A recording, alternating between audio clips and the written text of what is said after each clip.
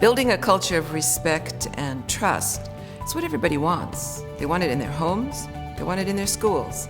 But paying close attention to building a culture of respect is going to be pretty essential in a profound learning classroom. And that's because we're going to be asking students to take ownership of their learning and become people who can self-assess.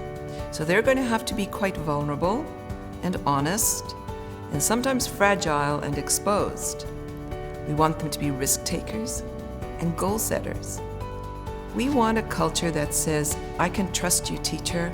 I can trust you, friends. That I can evaluate my own progress without being reprimanded and without a fear of punishment. When you think about fear in the classroom, we don't often as teachers even realize the amount of stress that's created for students when they have to think about fear of failure, fear of testing, fear of being reported on or sent to the office. And every time fear enters into our brains, they don't function very well, and we start to work against good brain-compatible learning. We want our students to learn to close gaps and master their learning. And so one of the most important things we set in place in a culture of trust is to help students understand that it's smart to show what you don't know.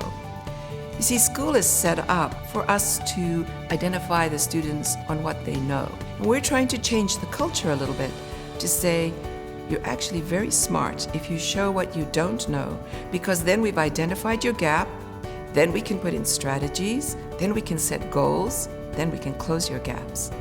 So you need a growth mindset to say, well, what can I do better? How can I find my gaps? And how can I improve? Being smart to show what you don't know is part of the culture at Masters Academy. Also, how do we look at building a culture of shared values? We want to work with collaboration and restitution. We want to be able to trust one another. And so now we need to think about a code of cooperation. A code of cooperation sets us up to say, here are the values that we share, and when we move away from those values, we have some code that brings us back. We have a point of discussion that says, no, this is how we want to behave, this is how we want to be together. It's a code of cooperation without fear of punishment. With a trusting environment where teachers trust the students and then students trust the teachers, you have ownership, mastery, innovation, and future-ready skills being fostered. That's what we love about the culture here at Masters.